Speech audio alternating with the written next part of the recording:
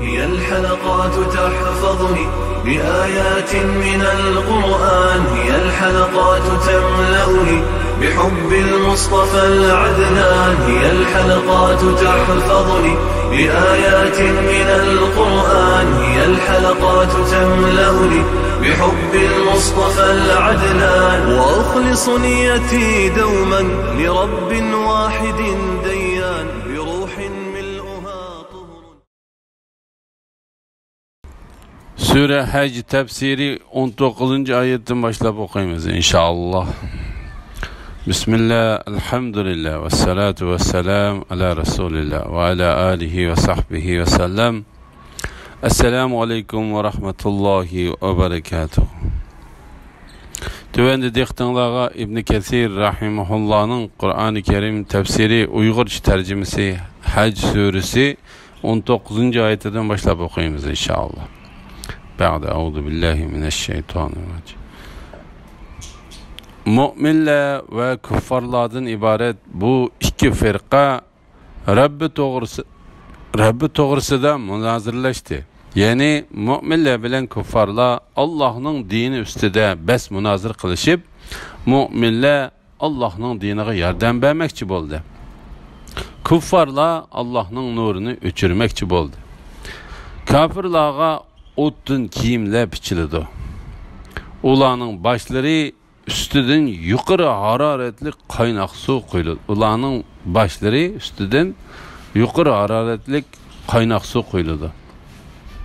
Onun bilen ularning iç bağrı ve terileri eritildi. Ular tömür tokmaklar bilen uruldu. Her kaçan ular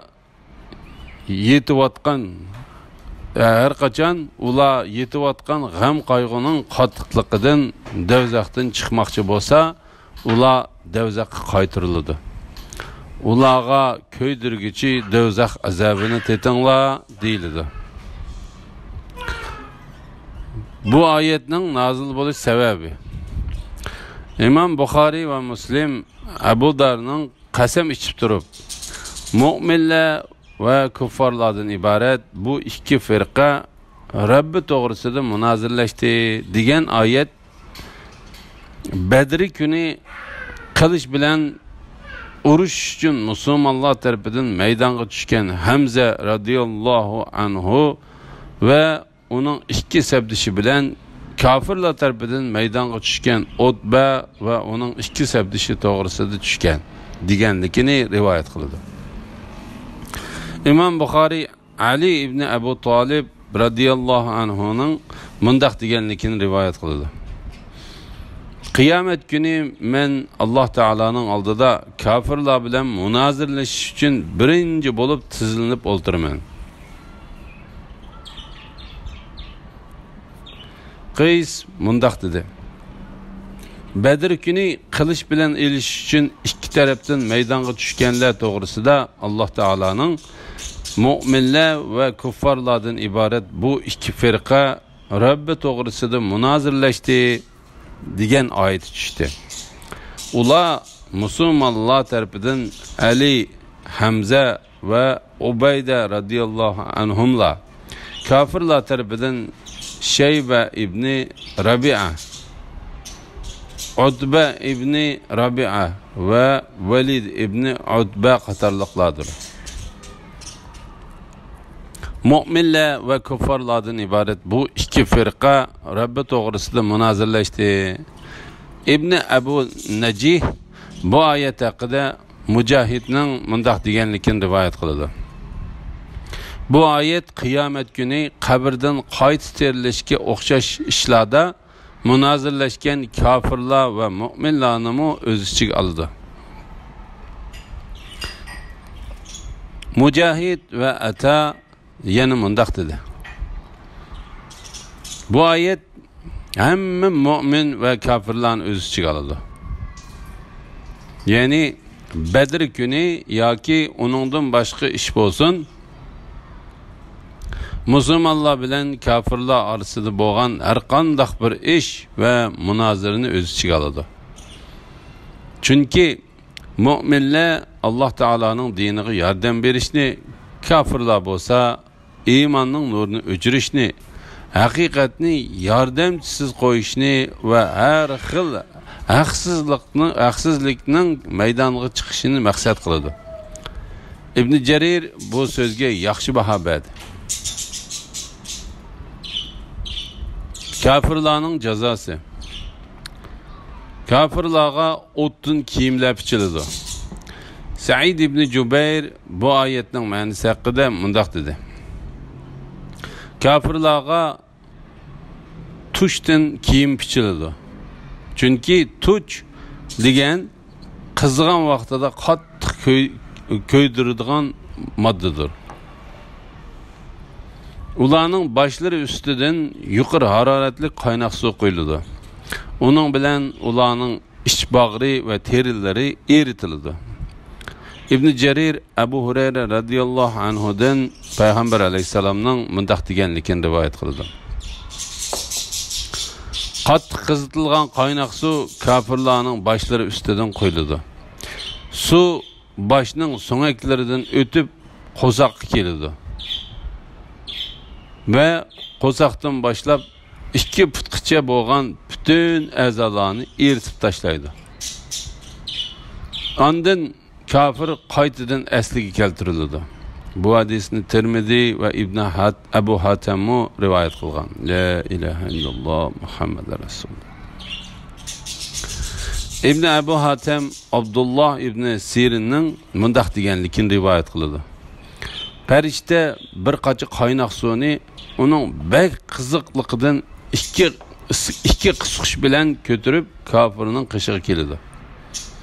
Farishta qachini kafirning yuziga yaqin kelsa, kafir uni yomon ko'rgandek qiladi. Farishta yenidagi to'mir to'qmoq bilan kafirning beshig'i bir nisilishi bilan uning ming'isi chachrab chiqib ketadi. La ilaha illalloh. Ondan farishta qaynoq suvni uning bosh tarafidan qo'ydi. Suv uning qo'sig'igacha keladi. Mana bu Alloh taolaning uning bilan ularning ich bag'ri va terilari eritiladi degan oyatining mazmunidir. Ular to'mir to'qmoqlar bilan uriladi. Ibn Abbas radhiyallohu anhuma bu oyatning ma'nosi haqida mundaq dedi. Kafirlar to'mir to'qmoqlar bilan uriladi. To'qmoq ularning hamma a'zolariga tekis tushidi. Shuning bilan ular o'limni tiligili turdi. Har qachon ular yetayotgan g'am qayg'uning qattiqligidan dovzaxdan chiqmoqchi bo'lsa, ular dovzaxga qaytarildi. Amash Abu Zabyandan Salmonning dovzax bo'lsa bek qorong'udir. Dovzax o'tining yolqinlari va cho'g'lari uning yo'riqlik tashlayolmaydi deb so'zini dalillagan asosda yuqoridagi oyatni o'qiganligini rivoyat qiladi. Ularga ko'ydirguchi dovzax azobini tetinglar deyiladi. Alloh taolo bu vaqtda mundaq deydi. Ularga sizlar inkor qilgan dovzaxning azobini tetinglar deyiladi. Ya'ni kafirlarga jismoniy va ruhiy azob berildi. Allah haqiqatan mu'minlarni va yaxshi amallarni qilganlarni ostidan o'stanglar iqib turadigan jannatlarga kirgizadi. Ular jannatlarda oltin bileziklarni va marva itlarni zinnat buyumlari qiladi. Ularning kiyimi ipakdan bo'ladi. Ular yaxshi so'zga, ya'ni kalima tavhidga hidoyat qilindi. Allah'ның yo'liga hidoyat qilindi. Mu'minlarning mukofoti. Alloh taolo yuqorida dovzaxga kiradiganlarning holidan ularga dovzaxda bo'ladigan har turli azob va o'tdan tayyorlab qo'yilgan kiyimlardan xabar berib o'tgan edi. Alloh taolo bizningmi ulardek bo'lib qolishimizdan saqlasin. Bu yerda jannatga kiradiganlarning holidan xabar berib mundaq dedi. Allah haqiqatan mu'minlarni va yaxshi amallarni qilganlarni ostidan o'stanglar yiqib turadigan jannatlarga kirgizadi. Ya'ni u o'stanglarning suvlari jannatning hamma yerlariga, hatto bulung pushqoqlargacha yiqib boradi. Jannatning daraxtlari va qasrlarining ostlaridan yiqib turdi. Jannatdagilar o'stangning suvlarini o'zlari xohlagan yerlarga boshlab bora oladi. Ular jannatlarda oltin bileziklarni va marvoyatlarni zinnat buyumlar qiladi. Ya'ni ular bu zinnat buyumlarini o'zlarining qo'llariga taqaydi. Payg'ambar alayhissalom bu vaqtda mundaq dedi: Qiyomat kuni mu'minning zinnatlanadigan yerlari dunyoda tahorat olganda tahorat suyi tekkan yerlardir. Ularning kiyimi ipakdan bo'ladi. Ya'ni o'tdan kiyim pichilgan do'zaxiylarning dal aksicha jannatdagilarning kiyimlari yupqa va qalin ipaklardan bo'ladi. Alloh taolo bu vaqtda mundaq dedi: Ularning uchisida yupqa ipak va qalin ipakdan tayyorlangan yeşil kiyimler bo'ladi. Ular kumush uzuklarni taqaydi. Rabbi ularni pok sharob bilan sug'uradi. Shubhisizki bu sizlarga berilgan mukofotdir. Sizlarning minnatinglar qabul bo'ldi. Sizlarning mehnatinglar qabul bo'ldi. İmam Muslim Peygamber Aleyhisselam'ның mundaq deganligini rivoyat qiladi. Sizlar dunyoda ipak va tavoni kiymanglar. Chunki dunyoda uni kiygan kishi oxiratda kiyolmaydi. Abdullah ibn Zubayr ipakni oxiratda kiyolmaydi deganlik jannat kirolmaydi deganlikdir. Chunki Alloh taolo ularning kiyimi ipakdan bo'ladi deydi. Ular yaxshi so'zga hidoyat qilindi. Allohning yo'liga hidoyat qilindi. Alloh taolo bu vaqtda mundaq deydi: Iymon etgan va yaxshi amallarni qilganlar Rabbining izni bilan ostidan o'stanglar yiqib turadigan jannatlarga kirdi. U jannatlarda mangu qoladi. Farishtalar ularni hurmatlab, sizlarga omonlik bo'lsin deb salom berdi. Farishtalar ularni muboraklash uchun jannatning har bir darvozasidan kirdi. Farishtalar u dunyoda savrini do'st tutganliginglar uchun sizlarga omonlik bo'lsin. Oxiratlikning yaxshi bo'lishi nima degan obdan deydi. Ular jannatda behuda va yolg'on so'zlarni anglamaydi. Faqat salom sözünü anglaydı. Eni şular sevirlik bo'lganligi uchun cennet bilen mukofotlanadi. Ular cennette farishtalar tarafidan qilingan dua ve salom bilen qarshi ilindi.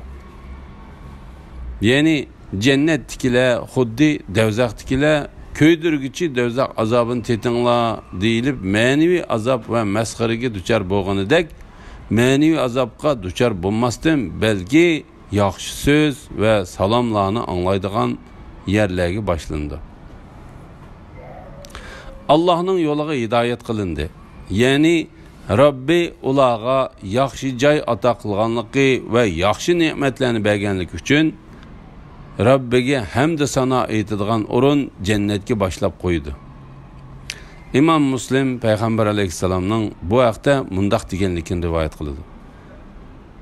Jannatdagilarning ko'ngillariga tasbih va hamd sano aytish xuddi jannatdagilarning ko'ngillariga tasbih va hamd sano aytish xuddi ularning nafas elishi uchun tiniq ato qilganidek ato qilindi.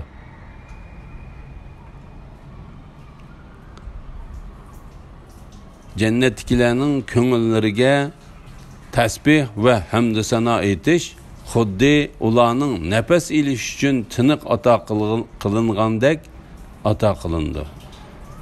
La ilaha illalloh Muhammadur Rasululloh. Ular yaxshi so'zga hidoyat qilindi. Ba'zi tafsirshunos olimlar yaxshi so'zga degan oyatdan Qur'on Karim ko'z tutildi deydi. Bu oyatdan la ilaha illalloh degan tavhid kalimasi ko'z tutildi degan ko'z qarashim bor. İslam dinida yo'l qo'yilgan duolar ko'z tutildi degan ko'z qarashim bor. Allohning yo'liga hidoyat qilindi. Ba'zi olimlar bu oyatning ma'nosi bu dunyoda to'g'ri yo'lga hidoyat qilindi deganlik bo'ladi deydi. Bu oyatlarga berilgan ma'nolarning orasida hech qanday zidlik yo'q. Alloh rostini bilguchidir. Kafirlarga, kishilarni Allohning yo'lidan to'squchilarga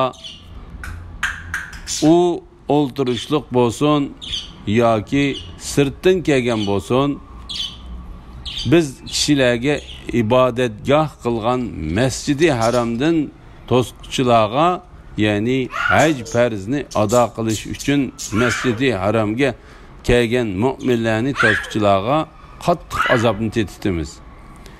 Kimiki Masjidi Haramda zulm bilan gunoh qilmoqchi bo'ladi ekan, uningga qattiq azobni tetitimiz. Kishilarni Allohning yo'lidan va Haram masjididan to'sqanlarga qilingan tahdid. Alloh taolo bu oyatda mu'minlarni Haram masjididan to'sib, u yerda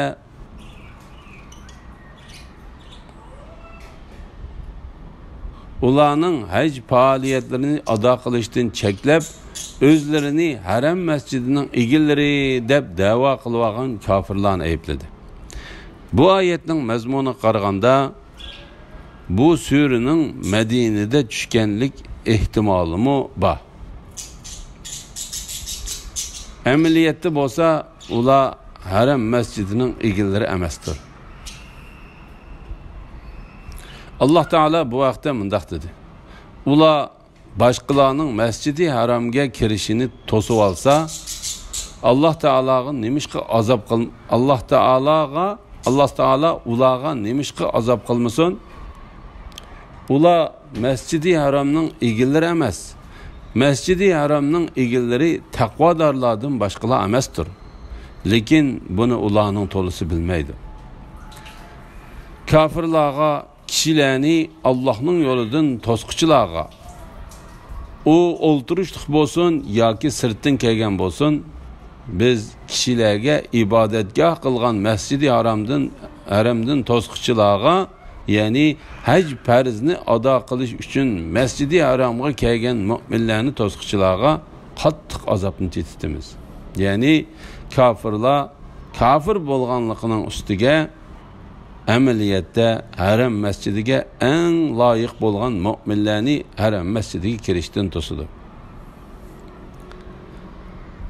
Makkaning uylarini ijaraga qo'yish masalasi.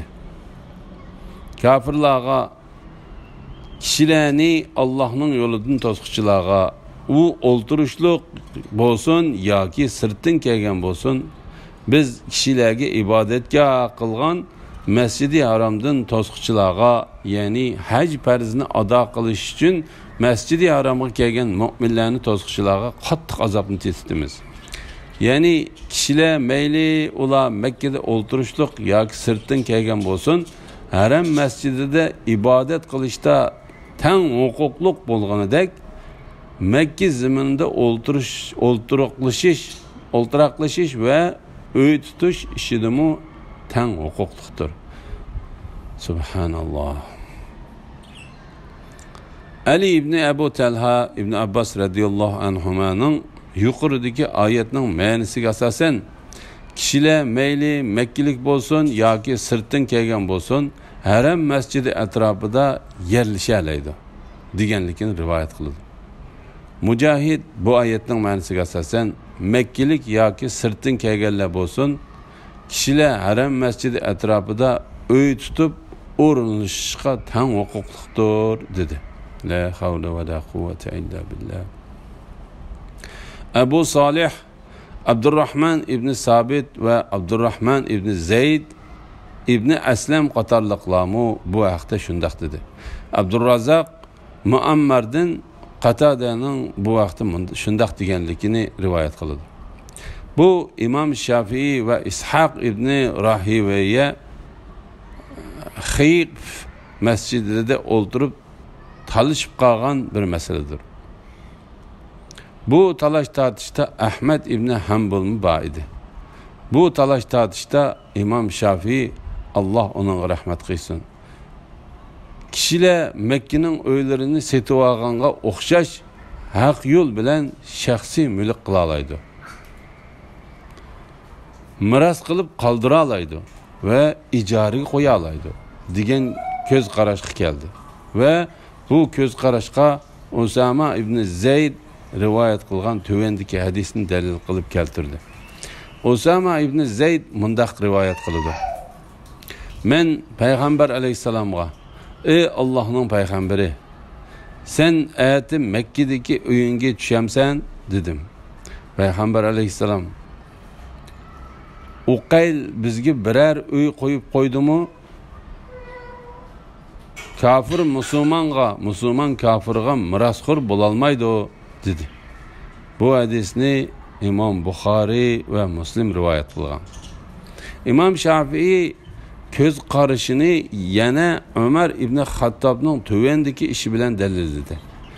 Rivoyat qilinishicha Umar ibn Xattob radhiyallohu anhu Makkada Safvan ibn Umayyadan bir uyni 4000 dirham kumushga setib olib turma qilgan. Shunga Tavus va Amr ibn Dinarmu mush ko'z qarash keldi. Ammo Ishaq ibn Rahiviya Makkaning uylari miras qilib qoldirilmaydi va ijaraga qo'yilmaydi degan ko'z qarashga keldi. Bu bir turkum salaf olimlarining qarshidir. Bu haqda Mujahid va Ata shundoq dedi. Ishaq ibn Rahiviya o'zining ko'z qarashiga Ibn Majah Alqama ibn Nazladan rivoyat qilgan tövendiki hadisni dalil qilib keltirdi. Alqama ibn Nazla mundaq deb rivoyat qildi. Payg'ambar alayhisalom Abu Bakr va Umar radhiyallohu anhular vafot bo'lib ketgan chaqlarda Makkaning uylari egisiz uylar deb qaralatdi. Qo'lida birer uy bor kishi uyga ehtiyoji bo'lsa kirib o'ltiratdi. Ehtiyoji bo'lmasa boshqalarga bekorlab beradi. La ilaha illalloh Muhammadur Rasul. Abdurrazzaq Abdullah ibn Amrning mundaq deganligini rivoyat qiladi. Makkaning uylarini setish va ularni ijaraga berish halol emas. Abdurrazzaq ibn Jarirning mundaq deganligini rivoyat qiladi. Ata haramda ijara berishdan to'sdi. Anglashimcha Umar ibn Xattob radhiyallohu anhu sirtdan kelgan hojilarning Makkadagi uylarning qo'rolariga tushish uchun u uylarga ishik bekitib to'sdi. Qo'rosiga eng avval ishik o'rnatgan kishi Suhayl ibn Amr bo'ldi. Shuning bilan Umar radhiyallohu anhu bu ish haqida uningga odam avatdi. Suhayl ibn Amr Umar radhiyallohu anhuga: "Ey mu'minlarning boshlig'i, mening ahvolimni obdan o'ylab baqsang, men tijorat qiladigan odamman. Men mollarimni saqlash uchun da uyimga ikki eshik o'rnatdim" dedi. Umar radhiyallohu anhu uningga: "Undaq bo'lsa mayli" dedi. Abdurrazzaq Mujahiddan Umar ibn Xattob radhiyallohu anhuning mundaq deganligini rivoyat qildi. Ey Makkaliklar, sirtdan hajga kelgan kishilarning xohlagan uyga tushishi uchun sizlar uylaringizga ishik bekitib olmanglar. Muammar u o'ltirishliq bo'lsin yoki sirtin kelgan bo'lsin degan oyatning ma'nosi haqida Atoining sirtin hajga kelganlar Mekkening uylariga xohlagancha tushalaydi deganligini anglaganligini rivoyat qildi. İmam Daraqutni Abdullah ibn Amrning mundaq deganligini rivoyat qildi. Kimiki Mekkening uylarini ijaraga qo'yib, uning pulini yesa, o'tni yegan bo'ladi. Ammo Imam Ahmad ikki tarafning dalil paketlarini birlashtirish uchun o'ttiri hal yo'l tutib, Mekkening uylari shaxsiy mulk qilindi va miros qo'yildi, lekin ijaraga qo'yilmaydi dedi. Alloh to'g'risini bilgichidir. La havla va la quvvata illa billah. La ilaha illalloh. Haramda qasddan gunoh ishlarni qilmoqchi bo'lgan kishilarga qilingan tahdid. Kimiki masjidi haramda zulm bilan gunoh qilmoqchi bo'ladi ekan, uningga qattiq azobni tetitimiz. Ya'ni kimiki haramda cho'ng gunohdan birini qasddan qilmoqchi bo'ladi ekan, uningga Alloh taolaning qattiq azobi bo'ladi. Ali ibn Abu Talha ibn Abbas radhiyallohu anhumaning zulm bilan degan oyatning ma'nosi Alloh taolaga shirik keltirish bilan deganlikdir deganligini rivoyat qiladi. Bu vaqtda oyatning ma'nosi mundaq bo'ladi. Kimiki haram masjidida shirik keltirish bilan gunoh qilmoqchi bo'ladi ekan, uningga qattiq azobni tetitimiz. Avfi Alloh taolaning zulm bilan degan oyatining ma'nosi haqida Ibn Abbas radhiyallohu anhumaning yana mundaq deganligini rivoyat qiladi. Bu ish bir kishining biror kishiga aziyat berish yoki uning bilan jidallashdek Alloh taolo haramda harom qilib cheklagan ishlarni halol sanab, zulm qilmagan kishiga zulm qilishi yoki jidallashmagan kishi bilan jidallashdek qilmishlaridir. Kimiki shundoq ishlarni qilsa, uningga qattiq azobni tetish tutilib ketgan bo'ladi. Mujahid bu oyatning ma'nosi haqida mundaq dedi. Bu oyatda haramda yomon ish qilgan kishi ko'z tutilgan. Haramda qasddan yomon ish qilmoqchi bo'lgan kishini garchi u kishi u ishni qilmasa-mu jazolashi o'ziga xos bir aloyidilikdir. İbn Abu Hatim İbn Mas'ud radhiyallohu anhuning kimiki masjidi haramda zulm bilan gunoh qilmoqchi bo'ladi ekan, uningga qattiq azobni tetitimiz degan oyatning ma'nosi haqida mundaq deganligini rivoyat qiladi. Agar biror kishi garchi u Adan Abyan degan yerdan bo'lsa-mu, haramda qasddan bir gunoh ishni qilmoqchi bo'ldi ekan, albatta Alloh taolo uningga qattiq azobni tetitadi. Buni Imom Ahmad rivoyat qilgan. Said ibn Jubayr mundaq dedi. Haramda ishlaydigan ishchilarni eng oddiysi tillash, ig'ir bo'lganda uningdan cho'ng ishlarni qilish haramda zulm bilan gunoh qilganlik hisoblandi. Habib Abu Sabit bu oyatning ma'nosi haqida mundaq dedi. Haramda zulm bilan gunoh qilmoqchi bo'lgan kishi bug'doy, qo'noq qatorliq oshliqlarni saqlab qo'yib, keyincha qimmat bahoda setish maqsadida to'plagan kishidir. Ba'zi olimlar bu oyatning ma'nosi haqida shundaq dedi. La havla va la quvvata illa billah.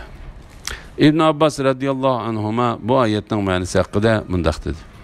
Payg'ambar alayhissalom Abdullah ibn Unaysni bir muhacir ve bir ansari kishi bilan bir yerga avatdi.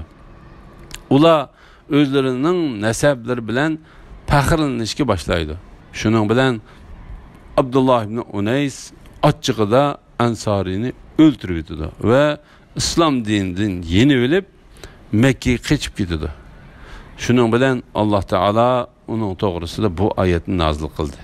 Kimiki masjidi haramda zulm bilan gunoh qilmoqchi bo'ladi ekan, ya'ni kimiki islomdan yeni bilib haramga kirib olsa, uningga qattiq azobni tetitimiz. Yuqorida kelgan asarlarning hammasi yuqorida bayon qilingan ishlarning gunoh ishlar ekanligini ko'rsatib kelgan bo'lsa-mu, lekin bu oyat uningdan mu cho'ng ishlarni o'z ichiga oladi. Shunga pil egillari bo'lgan Habashlar Ka'bani o'rib etmoqchi bo'lib kelganda Alloh taolo ularning ustiga top qushlarni avatdi. Alloh taolo bu vaqtda mundaq dedi: Rabbingning fil egillarini qandoq qilganligini ko'rmadingmi? U ularning hiyla mikrini barbod qilmadimi? U ularning ustiga top qushlarni avatdi. Qushlar ularga sapal toshlarni etib, ularni chaynib etilgan samandek qilib etdi. Ya'ni Alloh taolo ularni tutma qilib yo'qitib, Ka'baga yomonlik qilmoqchi bo'lgan har qanday bir kishi uchun ibrat qildi. Payg'ambar alayhisalom mundaq dedi: Ka'baga urush ochmoqchi bo'lib kelgan bir qo'shin Bayda degan yerga kelganda ulardan birmi qoldirilmay zaminga yutqizib etildi. La ilaha illalloh Muhammad rasul.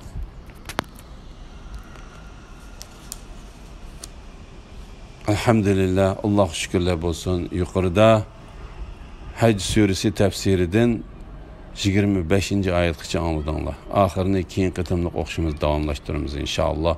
Ve sallallahu ala Muhammed ve ala alihi ve sahbihi ecma'in. Esselamu aleyküm ve rahmetullahi ve berekatuhu.